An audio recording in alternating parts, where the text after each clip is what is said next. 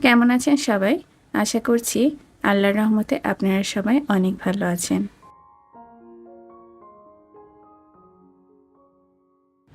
ঘুম থেকে উঠেছি প্রায় 5:30 বাজে। এখন সকালের জন্য পরোটা তৈরি করে নিয়েছি। অন্যান্য দিন দেখা যায় রুটিটাই আমার বাসায় বেশি খাওয়া হয়, তবে একভাবে অনেকদিন রুটি খাওয়া হচ্ছে, তো এজন্যই ভাবলাম যে একটু পরোটা তৈরি করে নেই। আর ঈশানের বাবাও পরোটা বেশ পছন্দ করে। খুব বেশি তেল দিয়ে পরোটা তৈরি করলে ওটাতে অ্যাসিডিটির প্রবলেমটা সকালবেলা আমার খুব বেশি হয়, তো এজন্য দেখা যায় পরোটা যদি তৈরি করি তাহলে একদম অল্প তেলে এটাকে ভেজে নেই। তো এই যে একটা সাইড হয়ে যাওয়ার পরে তারপরে হালকা করে তেল দিয়ে দিয়েছি। তেল দিয়ে এটাকে ভেজে নিচ্ছিলাম। সবচেয়ে ভালো হয় একটা সাইড যখন আমরা ছেঁকে নিচ্ছি তার অপর সাইড একটু তেল ব্রাশ করে নিয়ে তারপরে যদি উল্টে দেওয়া যায় তাহলে দেখবেন যে অল্প তেলেই পরোটাগুলো ভাজা হয়। তো প্রথমটা তো ওভাবে ভাজিনি, পরেরগুলো ওভাবে ভেজে নিচ্ছিলাম।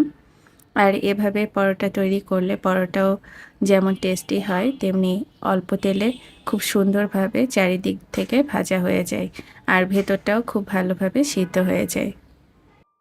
এদিকে আবার আমার তাড়া ছিল যে খুব তাড়াতাড়ি সকালের নাস্তাটা তৈরি করে ওদেরকে নিয়ে স্কুলের জন্য বেরোতে হবে।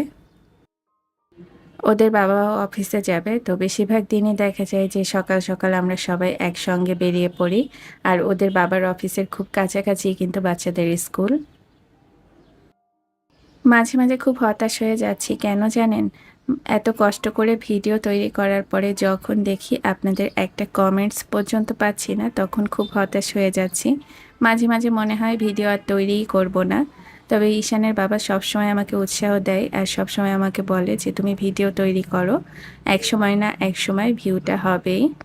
আসলে ভিউয়ের চিন্তা করে আমি কখনো ভিডিও তৈরি করি না, তবে আশা করি যাতে আমার যারা ভিউয়ার্স আছেন তারা একটু হলেও কমেন্ট করে যাবেন।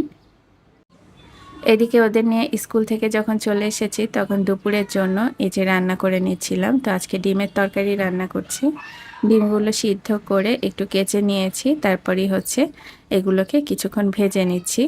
আমার একটা ভুল হয়েছে যে এই কড়াইটাতে ডিমগুলো ভেজে নেওয়া। ডিমগুলো যদি অন্য কোনো কড়াইতে ভেজে নিতাম তাহলে এভাবে লেগে যেত না। তো ডিমগুলো আজকে লেগে গেছে আর এই যে একটা ডিম ভাঙা শুরু হয়ে গেছে।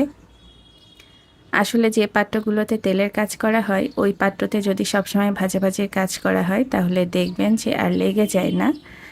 এই পাত্রটাতে সবসময় ডাল অথবা তরকারি রান্না করা হয়, তো এজন্যই হচ্ছে এটা তেল দেওয়ার পরেই হঠাৎ লেগে গেল।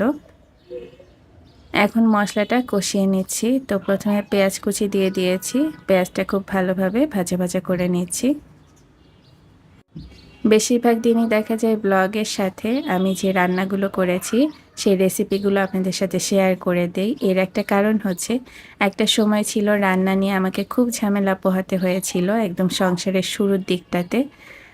যেহেতু বাবার বাড়িতে যখন ছিলাম তখন ওইভাবে রান্না বান্না আম্মু করতে দেয়নি, তো সেজন্যই হচ্ছে নিজের সংসারে এসে অনেক প্রবলেম পোহানো লেগেছে। ইভেন আমি যখন বাইরে পড়তে এসেছি তখনও খুব ঝামেলা হয়েছে, কারণ বুয়াদের হাতের রান্না খেতে পারতাম না, সবসময় আম্মুর হাতের রান্না খেতে খেতে অভ্যস্ত হয়ে গিয়েছিলাম, এই জন্য একটু সমস্যা হতো। তো কিছুদিন যাওয়ার পরে দেখা যেত যে নিজেই একটু রান্না বান্নার চেষ্টা করতাম। তো তখনও দেখা যেত যে আমার কখনো লবণ বেশি হয়ে যাচ্ছে, কখনো হলুদ বেশি হয়ে যাচ্ছে, এরকম সমস্যা হতো।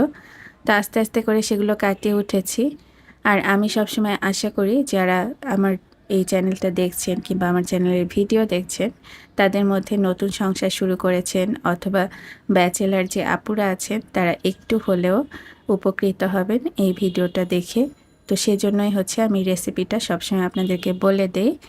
তো পেঁয়াজটা ভেজে নেওয়ার পর এর মধ্যে কাঁচামরিচ দিয়েছিলাম, তারপরে হচ্ছে রসুন জিরা ধনিয়া বাটা দিয়ে দিয়েছি, দিয়ে মশলাটা একটু পানি দিয়ে কষিয়ে নিয়েছি।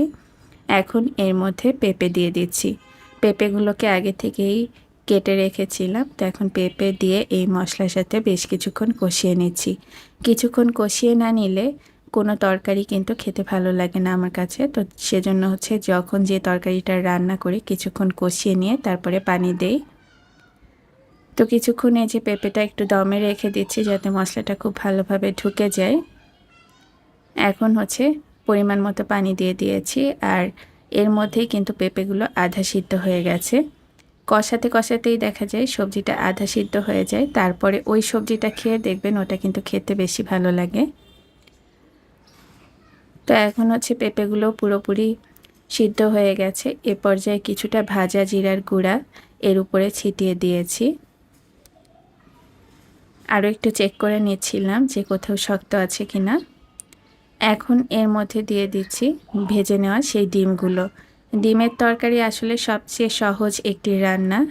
আমি যখন হোস্টেলে থাকতাম তখন প্রায়ই দেখা যেত রাতের দিকে ডিমের তরকারিটা রান্না করতাম, কারণ দিনের দিকে তো পড়াশোনার একটা প্রেশার ছিল। তো আজকের এই ভিডিও আপনাদের কাছে কেমন লেগেছে কমেন্ট করে জানাবেন। আশা করছি খুব তাড়াতাড়ি এরকমই ভিডিও নিয়ে আপনাদের সাথে শেয়ার করার জন্য চলে আসব। সবাইকে আল্লাহ হাফেজ জানিয়ে এই পর্যন্তই শেষ করছি।